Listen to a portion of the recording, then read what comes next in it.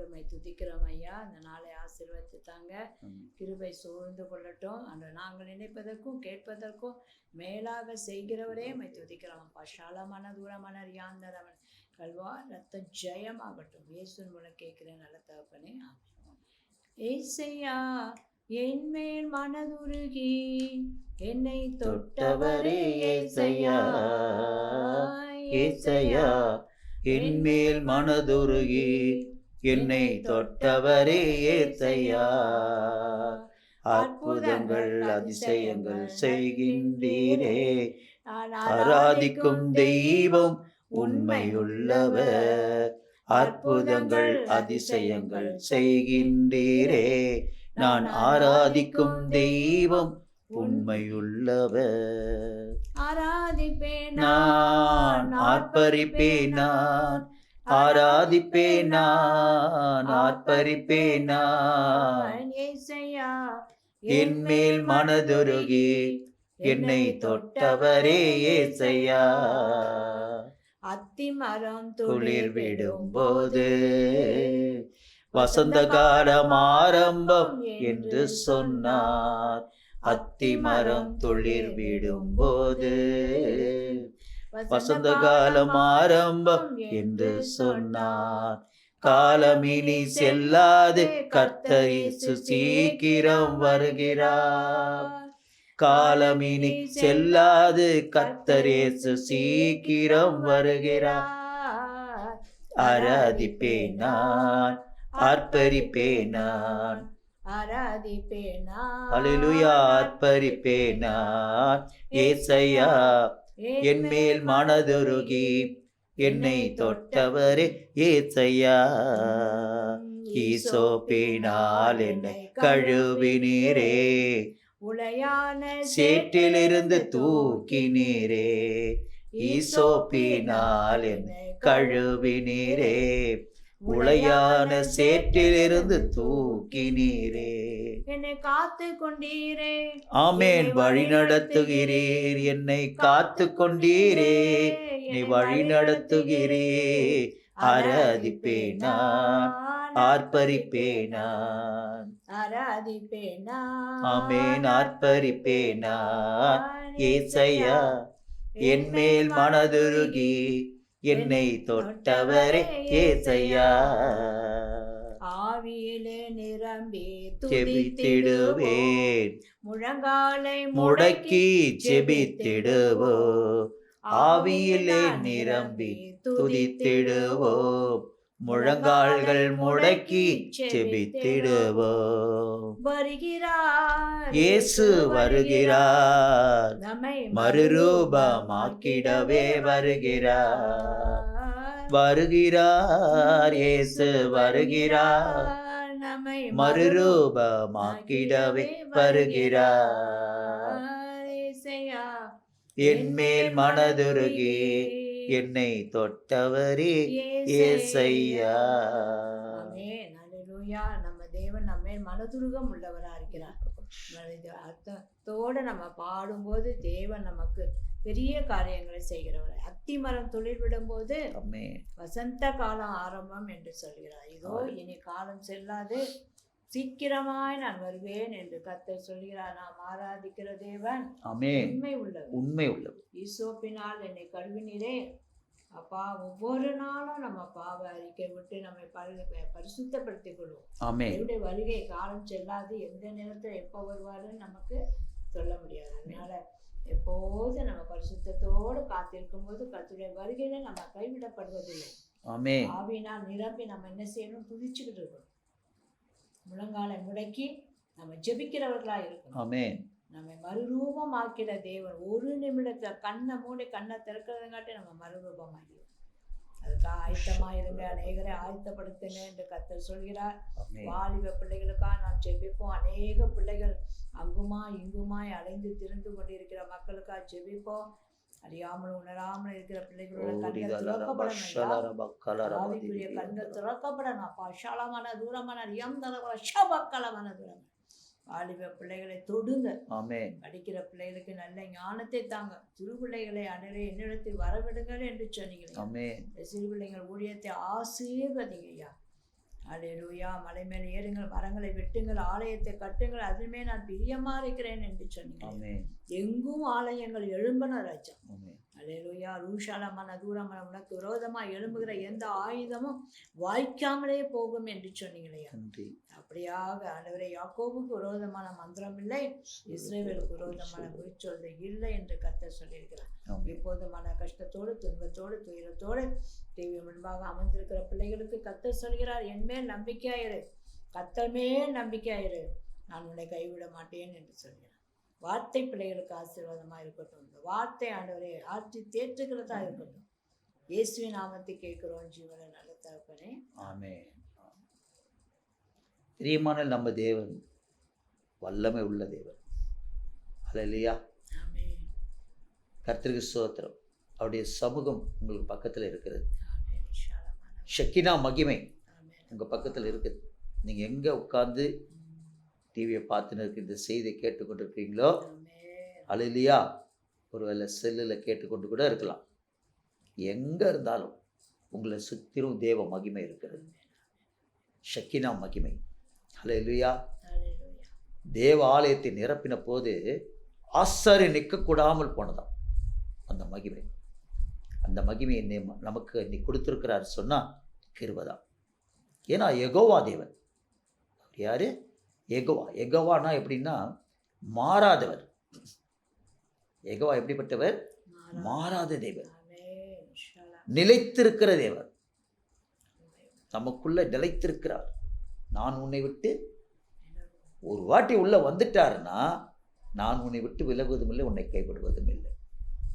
அல்லேலூயா. கர்த்தருக்கு ஸ்தோத்திரம். அதுக்கு அடுத்தது இருக்கிறவராகவே இருக்கிற தேவன். எப்படிப்பட்ட தேவன்? இருக்கிறவராகவே இருக்கிற தேவன். மோசே கிட்ட சொன்னார்ல, யாத்திராவும் 3:14 சொல்லுவார், நான் யாரு உன்னை அனுப்புனான்னு கேட்டா சொல்லு, அல்லேலூயா, என்னன்னு சொல்லு, இருக்கிறவராகவே இருக்கிறவர். அவர் நாமமே அப்படிப்பட்ட நாமம். அல்லேலூயா. ஏன்னா அல்பாவும் ஒமேகாவும் ஆதியும் அந்தவுமான தேவன், தோற்றமும் முடிவும் இல்லாத தேவன். அவருக்கு தோற்றமும் கிடையாது, முடிவும் கிடையாது.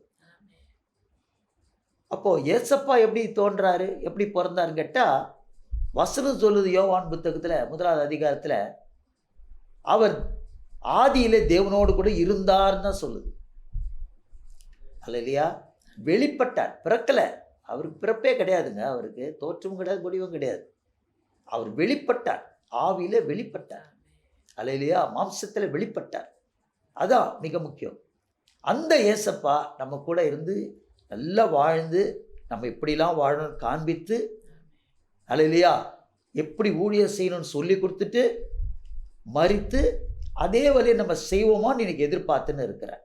நானே வழி, நானே சத்தியம், நானே உனக்கு ஜீவன். நான் என்ன செஞ்சனோ அதை நீ செய்ய, உனக்கு ஜீவன் உண்டு. எப்படி நான் மரித்து உயிர்த்தேனோ அதே போல் நீயும் மரித்து உயிர்த்தெழுவாய், நித்திய ஜீவனை பெற்றுக்கொள்வாய். அல்லேலூயா.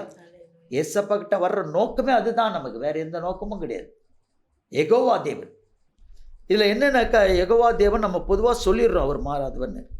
ஆனால் வசனம் பார்த்தீங்கன்னா அவருக்கு அவர் தேவனாகிய கர்த்தர் அப்படின்னு ஒரு இடத்துல சொல்கிறார். எப்படின்னா யெகோவா ஏலோஹிம், யெகோவா ஏலோஹிம் அப்படின்னு சொன்னால் கர்த்தருக்கு ஸ்தோத்திரம். அது எபிரேய மொழியில் ஏலோஹிம்னு என்ன அர்த்தம் தெரியுங்க? தேவனாகிய கர்த்தர். அல்லேலூயா. அது யெகோவா ஏலோ ஹேதா, ஏலோ ஹேதா அப்படின்னு என்ன தெரியுங்களா? உன் தேவனாகிய கர்த்தர். இது தேவனாகிய கர்த்தர். அடுத்தது உன் தேவனாகிய கர்த்தர். அடுத்தது சொல்றாரு யெகோவா ஏலோஹீனு அப்படின்னா நம்முடைய தேவனாகிய கர்த்தர். அதுக்கு அடுத்தது ஏலோஹே அப்படின்னா என் தேவனாகிய கர்த்தர். எப்படி சொல்றாரு பாருங்க. தேவனாகிய கர்த்தர், உன் தேவனாகிய கர்த்தர், நம்முடைய தேவனாகிய கர்த்தர், என் தேவனாகிய கர்த்தர். அப்போ அவர் எல்லாருக்கும் எல்லாமான தேவனாக இருக்கிறார். எனக்கு ஒண்டி கிடையாது. உலகத்தில் இருக்கிற அத்தனை மனுஷனுக்கும் அவர் தான் தேவன். யெகோவா தேவன். அவர் மாறாதவர், அவர் நிலைத்திருக்கிறவர், அவர் இருக்கிறவராகவே இருக்கிற தேவன் என்று வேதம் சொல்கிறது. பிரியமானவர்களே, கர்த்தருக்கு ஸ்தோத்திரம், கர்த்தருக்கு ஸ்தோத்திரம். அவர் எப்படிப்பட்ட தேவன் பார்த்தீங்கன்னா, உன்னதமான தேவன் சொல்றார். அதுக்கு எபிரேயத்தில் எப்படி சொல்றாங்கன்னா, யெகோவா ஓசேனு. ஓசேனுன்னு என்ன அர்த்தம்னா, அவர் உன்னதமான தேவன், உயர்ந்த தேவன். அவருக்கு மேல உயர்ந்த தேவன் யாருமே கிடையாது. கண்மலை. அல்லேலூயா. இப்போ நம்ம இந்தியாவில் எடுத்தீங்கன்னா இமாலயனை விட உயர்ந்தவர். அப்போ உலகத்தில் எத்தனையோ மலைகள், உயர்ந்த மலைகள், அதுக்கெல்லாம் மேலே உயர்ந்த மலை நம்ம ஏசப்பா தான். கர்த்தருக்கு ஸ்தோத்திரம். அவர் பண்ண உலகத்தை அழிக்கிறதுக்கு மலைக்கு மேலே எத்தனையோ முழம் தண்ணி வர வச்சார். ஊத்த கீழையும் திறந்து விட்டார், வானத்தையும் திறந்து விட்டார். ஆனால் அவர் இருக்கிறார். உலகத்தில் இருக்க அத்தனை மனுஷனும் அழிஞ்சான், மலையே இல்லாமல் போச்சு, ஒரு உயிர் ஜீவன் கூட கிடையாது. ஆனால் இயேசு இருக்கிறார், தேவன் இருக்கிறார், அவருக்கு அழிவே கிடையாது. அல்லேலூயா. உன்னதமான தேவன், உன்னதமான கர்த்தர். அப்படின்னா கர்த்தருக்கு ஸ்தோத்திரம். ஏலியோன் அப்படின்னு சொல்லலாம். உன்னதமான தேவன் அர்த்தம் ஏலியோன். அடுத்தது ஓசேனு அப்படின்னா நம்மை உண்டாக்கின தேவன். அல்லேலூயா. இதுக்கெல்லாம் வசனம் இருக்குது. நான் இப்போ சொல்கிறதுக்கு நேரம் இல்லாத விட்டு நான் உங்களுக்கு அதை மாத்திரம் சொல்லின்னு போகிறேன். அது எதுக்கு வசனம் இருக்குது? உன்னதமான தேவனுக்கு சங்கீதம் 7:17 இருக்குது. நம்மை உண்டாக்கின தேவன்றதுக்கு சங்கீதம் 95:6 இருக்குது. அவர் ஓசேனு அப்படின்னு சொல்லப்படுகிறது. யெகோவா நிஸ்ஸி அப்படின்னா என்ன அர்த்தம்? அப்படின்னா அவர் நமக்கு கொடியான தேவன். அல்லேலூயா. யாத்திராகம் புத்தகம் 17:15 நம்ம பார்க்கிறோம். இன்னும் சொல்லப்போனால் நம்மலாம் யார்? ஒரு கட்சி தொண்டர்களாக இருக்கிறோன்னு சொல்கிறாரு. நம்ம கட்சியை என்ன கட்சிங்க? ஏசப்பா கட்சி. அல்லேலூயா. உலகத்தில் எந்த மனுஷனுடைய கட்சியும் நம்ம கிடையாது.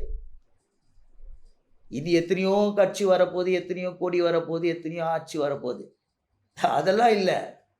நம்ம ஆள்றவர் ஒருத்தர் இருக்கிறார். அவர் தான் யார்? ராஜாதி ராஜா.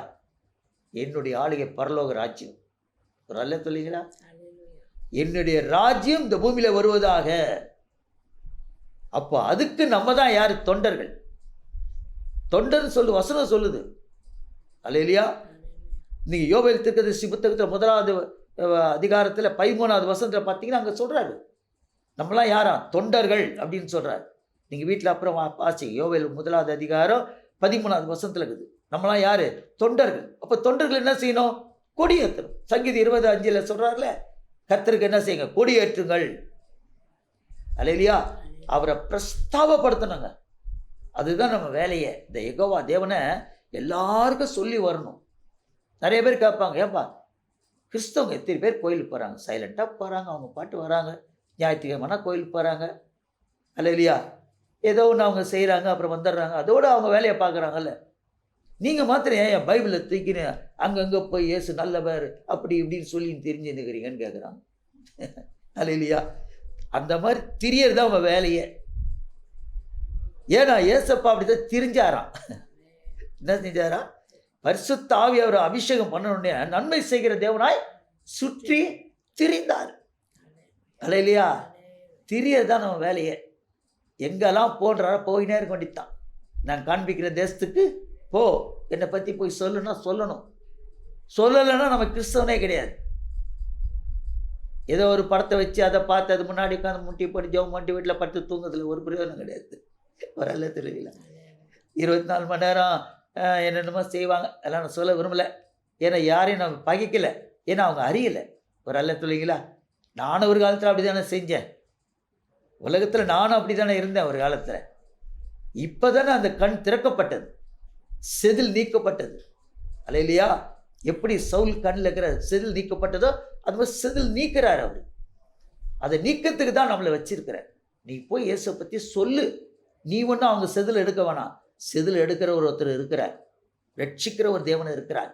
அறிக்கை உண்டையது, ரட்சிப்பு அவருடையது. அல்லேலூயா. நீ அறிக்கை செய்யலைன்னா எப்படி ரட்சிக்கப்படுவாங்க? அதுக்கு தான் நீ போய் சொல்லு. நீ சொல்லிட்டு வந்துடு, மீதி கதையை நான் பார்த்துக்கிறேன்றார். அல்லேலூயா. ஒரு அல்ல சொல்லிங்களா? கண்மலை அவர், உன்னதமான தேவன், நம்மை உண்டாக்கின தேவன். அல்லேலூயா. அவர் நமக்கு அவரை கொடியேற்றுகிறவர.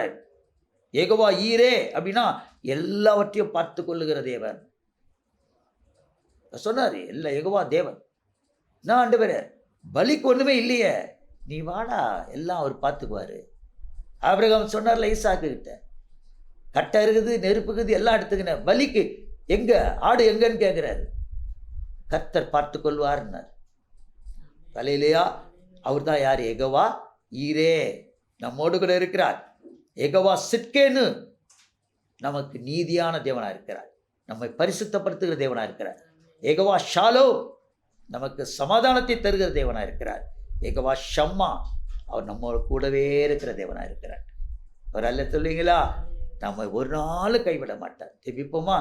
அன்பான தேவனே, அருமை ரட்சகரே, ஓ ரீக்கலரபா ஷீலரபா கலரபா, ஹல்லேலூயா, எலோஹே, ஹல்லேலூயா, எலோயோர், எலியோர், ஒசீனு, நிசி, யெகோவா ஈரே, சிட்கேனு, ஷாலோ, ஷம்மா என்று நாங்கள் அழைக்கணும் ஐயா. உண்மை எபிரே பாஷையில் உங்களை அழைக்கணும். ஓ ரீக்கமா தூரா பூஷலரபா, அப்படியாக நீங்கள் அழைக்கும்போது யார் யாராக இருக்கிறீரோ அப்படியா இருந்து எல்லாருக்கும் எல்லாமுமான தேவனாக இருந்து நீ பாதுகாத்து கொள்ள வல்லவராய் இருக்கிறீர். பரிசுத்தம் இல்லாதவர்களுக்கு நீதியாக இருக்கிறீர். ஹல்லேலூயா. நான் எப்படி நான் வாழ போறேன்றவர்களுக்கு எல்லாவற்றையும் பார்த்து கொள்கிற தேவனாக இருக்கிறீர். ஹல்லேலூயா, ஸ்தோத்திரம். சமாதானம் இல்லாதவர்களுக்கு சமாதானத்தை கொடுக்கிற தேவனாக இருக்கிறீர். நான் அனாதையாக இருக்கிறேன் என்பவர்களுக்கு நான் உன்னோடு இருக்கிறேன் என்று சொல்லுகிற தேவனாக இருக்கிறேன். பலத்த கருத்துக்கள் ஒப்படுகிறேன்.